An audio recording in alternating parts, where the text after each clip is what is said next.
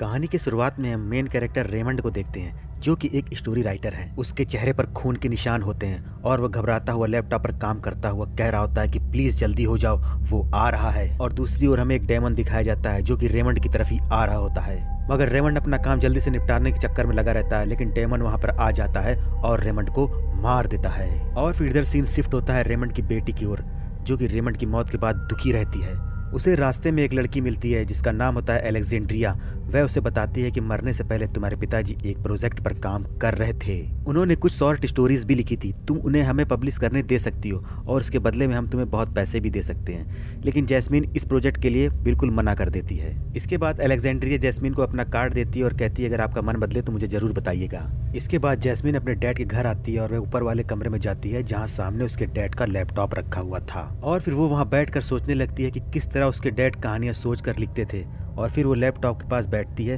और लैपटॉप को ओपन करने की कोशिश करती है, लेकिन पासवर्ड लगे होने की वजह से लैपटॉप ओपन नहीं हो रहा था। और फिर काफी सोचने के बाद वो तुक्का लगाती है और उसका पासवर्ड लग जाता है और वो लैपटॉप ओपन हो जाता है। और फिर उसमें उसे दो फोल्डर दिखते हैं, जैस्मीन और शॉर्ट स्टोरी नाम के, जिसमें वो जैस्मीन नाम का फोल्डर ओपन करती है। और उसके बाद उस फोल्डर की वीडियो फाइल वो ओपन करती है जिसमें उसके पिताजी बोलते हैं कि शायद जब तुम ये वीडियो देख रही होगी तब तक मैं इस दुनिया से जा चुका हूँ। मेरे जाने के बाद ये सब कुछ तुम्हारा है, ये घर, ये जमीन, ये जायदाद, और लेकिन मैं तुम्हें फिर भी अपनी एक खास चीज के बारे में बताना चाहता हूँ। मेरा आखिरी प्रोजेक्ट जिसमें मैंने 17वीं सेंचुरी पे एक काले जादू पर आधारित कुछ कहानियां लिखी हुई हैं। और जब भी कोई इन कहानियों को सुनेगा, इन कहानियों में मौजूद कैरेक्टर असल जिंदगी में वापस आ जाएंगे। ये मेरी जिंदगी का सबसे बड़ा प्रोजेक्ट है जिसकी मदद से लोग वैम्पायर, जॉम्बीज और भूत प्रेतों का असली एक्सपीरियंस ले पाएंगे।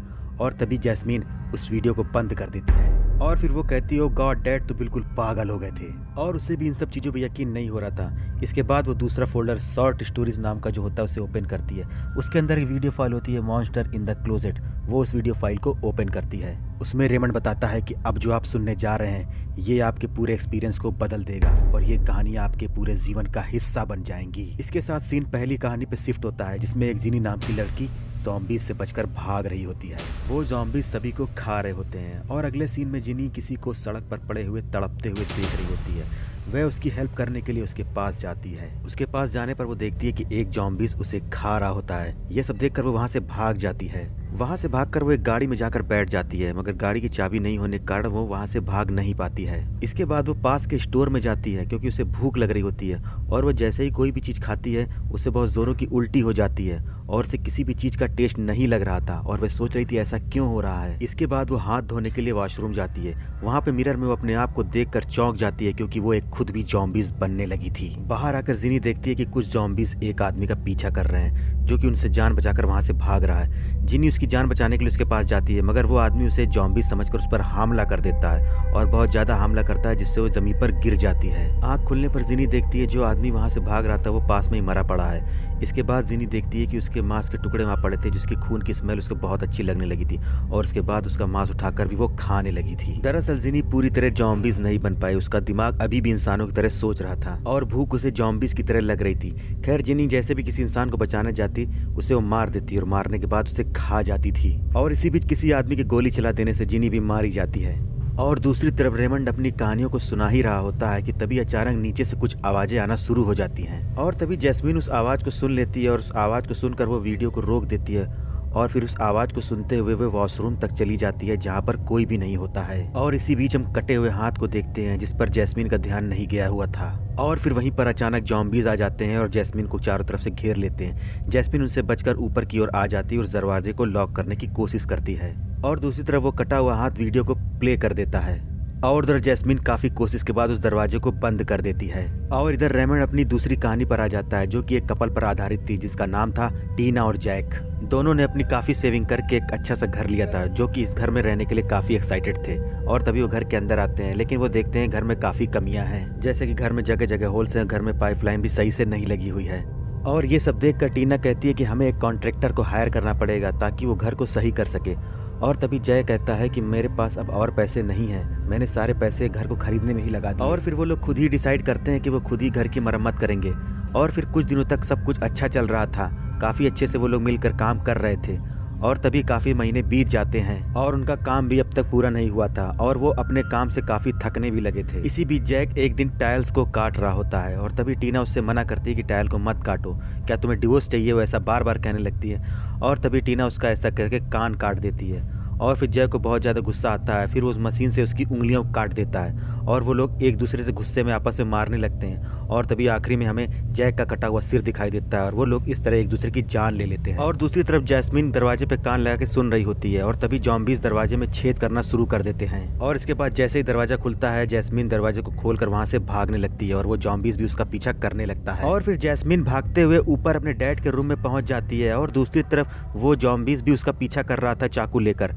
और फिर तभी जैस्मीन उस लैपटॉप को बंद करने के लिए बोतल को उसकी तरफ फेंकती है मगर वो जॉम्बीज उस बोतल को रोक लेता है और दूसरी तरफ फेंक देता है। और फिर तभी जैस्मीन कुर्सी उठाती है और जॉम्बीज को पीछे की तरफ ढकेल देती है और फिर वो सीढ़ियों की तरफ आ जाती है और उस डोर को लॉक कर देती है। दूसरी ओर रेमंड अपनी तीसरी कहानी पर आ जाता है जिसमें हम स्टेफनी नाम की एक लड़की को देखते हैं जो कि अपने डैड से बात कर रही होती है। वो अपने दोस्तों के साथ कैंपेन में जाना चाहती है। स्टेफनी के बहुत ज्यादा जिद करने पर उसके डैड मान जाते हैं और वो कहते हैं कि मुझे कॉल करती रहना बेटा। और फिर सीन शिफ्ट होता है जिसमें हम देखते हैं कि कैंपेन में स्टेफनी अपने दोस्तों के साथ बहुत एंजॉय कर रही होती है। दूसरी ओर स्टेफनी का बॉयफ्रेंड विनी मैरिन को बताता है कि मैंने स्टेफनी के लिए एक सरप्राइज प्लान किया है और फिर इसी बीच स्टेफनी वहां पर आ जाती है और तभी विनी मैरिन को दूर सरप्राइज के बारे में बताने के लिए ले जाता है और इधर स्टेफनी पास में रखी हुई गन को उनकी ओर पॉइंट करके देख रही होती है। अब इधर विनी मैरिन को बताता है कि मुझे और स्टेफनी को रिलेशनशिप के पूरे 3 महीने हो चुके हैं और इसीलिए मैं उससे शादी के लिए पूछने वाला हूँ। इस पर मैरिन एक्साइटेड होकर उससे पूछती है कि बताओ तुम स्पेशल क्या करोगे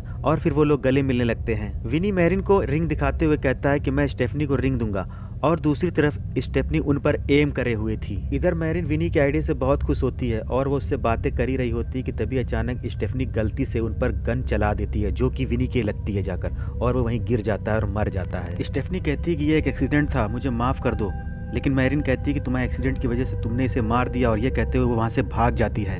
यह देखकर स्टेफनी भी गन लेकर उसके पीछे पीछे भागने लगती है और बार बार वह उस पर फायर भी करती है लेकिन मैरिन बच जाती है। और इसी बीच उनका एक दोस्त और होता है जो उन्हें देख रहा होता है भागते हुए और तभी वो स्टेफनी से कहता है तुम आखिर गोली क्यों चला रही हो और तभी स्टेफनी उसको भी गोली मार देती है और फिर वापस मैरिन के पीछे भागने लगती है और फिर भागते हुए वो दोनों एक जंगल में पहुंच जाते हैं और फिर स्टेफनी वहां पर खड़े होकर मैरिन से कहती है कि अब दोनों को भागने की जरूरत नहीं है, हम पुलिस को बता देंगे कि उन लोगों ने लड़ते हुए एक दूसरे को मार दिया है। इस पर मैरिन कहती है कि मैं ऐसा कुछ भी नहीं करने वाली हूँ। इसके बाद वो वहां से भागती है, भागते भागते वो एक ट्रक से टकरा जाती है जिससे उसका पैर कट जाता है और फिर थोड़ी देर बाद स्टेफनी भी वहां पर आ जाती है और फिर वहां वो ड्राइवर समेत उस ट्रक में बैठे हुए सभी लोगों को मार देती है। इसके बाद वो बाहर आकर गन से सारे फिंगरप्रिंट को मिटा देती है और उस गन को मैरिन के हाथों में थमा देती है। इसके बाद वो थोड़ी आगे जाती है और अपने डैड को कॉल करती है और डैड से कहती है कि डैड आपने बिल्कुल सही कहा था, मुझे कैंपेन में नहीं आना चाहिए था। यहाँ पर मेरे दोस्तों ने मुझे किडनैप करने की कोशिश की और फिर लड़ाई होने पर उन लोगों ने आपस में गोलियां चलाना शुरू कर दी।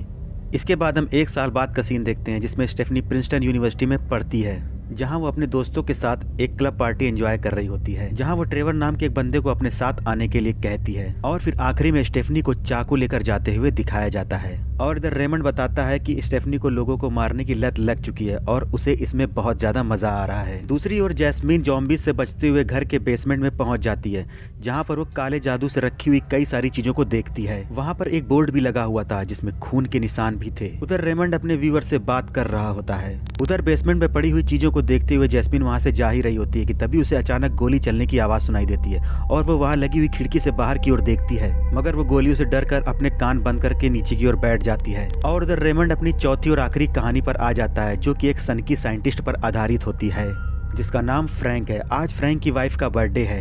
उसने अपने वाइफ के लिए केक बनाया है मगर केक दिखाते वक्त केक नीचे गिर जाता है और गलती से वो चाकू उसकी वाइफ के पेट में लग जाता है मगर चाकू लगने से फ्रैंक की वाइफ की डेथ हो जाती है और फ्रैंक अपनी वाइफ को जिंदा करने के लिए डिसाइड करता है और वो अपनी वाइफ की डेड बॉडी को खींचकर लैब में ले आता है लेकिन बार बार एक्सपेरिमेंट करने पर इलेक्ट्रिसिटी की प्रॉब्लम हो रही थी इसलिए फ्रैंक इलेक्ट्रिसिटी लेने के लिए अपने पड़ोसी घर जाता है और इसके बाद अपने एक्सपेरिमेंट को कंटिन्यू करता है। लेकिन एक्सपेरिमेंट के दौरान फ्रैंक की वाइफ के ऑर्गन्स अपने आप फटने लगते हैं जिससे कुछ फ्रैंक को समझ में नहीं आ रहा था और फिर इसी तरह के खतरनाक एक्सपेरिमेंट करने के बाद वो फाइनली अपनी वाइफ को जिंदा करने में कामयाब हो जाता है। लेकिन इन एक्सपेरिमेंट की वजह से उसका चेहरा पहले जैसा बिल्कुल नहीं रहा था और जब क्योंकि फ्रैंक की वाइफ को ब्यूटीफुल लगना अच्छा लगता था और जब भी चेहरा अपना वो शीशे में देखती थी वह फ्रैंक को बहुत डांटती थी, बहुत बहुत लड़ती थी। इसके बाद फ्रैंक फिर दोबारा एक्सपेरिमेंट करता है ताकि उसकी वाइफ का चेहरा पहले से और अच्छा हो जाए, मगर एक्सपेरिमेंट के बाद वो और ज्यादा बदसूरत हो जाती है। और फिर इसी तरह फ्रैंक बार बार एक्सपेरिमेंट करता है, मगर हर बार एक्सपेरिमेंट के दौरान उसकी वाइफ का चेहरा और बेकार होता चला जाता है। मगर फ्रैंक बहुत ही बड़ा सनकी था, वो हार मानने वालों में नहीं था। वो बार बार एक्सपेरिमेंट करता चला जा रहा था और अंत में वो देखता है उसकी वाइफ की आंखें और दिमाग एक चैम्बर में है, जिसे वो एक चेहरे की तरह इस्तेमाल करती है। और फिर फ्रैंक की वाइफ उससे कहती है, क्या मैं तुम्हें अब भी ब्यूटीफुल लगती हूँ? इस पर फ्रैंक उससे कहता है कि बिल्कुल, तुम बहुत ज्यादा सुंदर लड़की हो,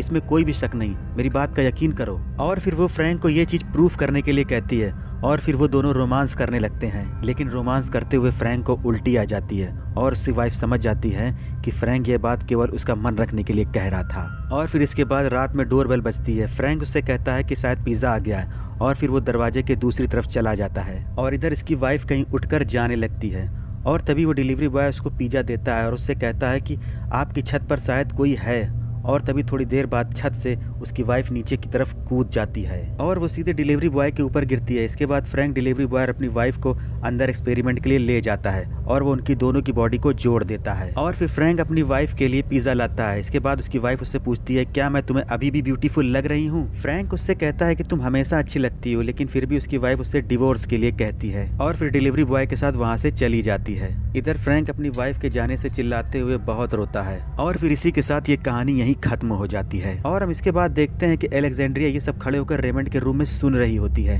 और इसके बाद वो वहाँ से भागने लगती है। लेकिन तभी वो नीचे जब भागती है तभी वहाँ पर एक ज़ॉम्बीज़ आ जाता है और उसे मार डालता है। अगले सीन में हम जैस्मीन को पब्लिशर के पास जाते हुए देखते हैं, क्योंकि वो अपने डैड की स्टोरी को पब्लिशर को बेच रही थी। इसी के साथ जैस्मीन के हाथ और गले पर खतरनाक निशान बने हुए दिखाए जाते हैं, जो कि एक वास्तव में मॉन्स्टर बन चुकी थी। इसी के साथ ये मूवी यहीं पर खत्म हो जाती है। तो दोस्तों, इस मूवी का एक्सप्लेनेशन आपको कैसा लगा हमें कमेंट में जरूर बताएं और भी मूवी एक्सप्लेनेशन में बनाऊंगा। इसके लिए आप हमारे चैनल को लाइक शेयर सब्सक्राइब जरूर करें।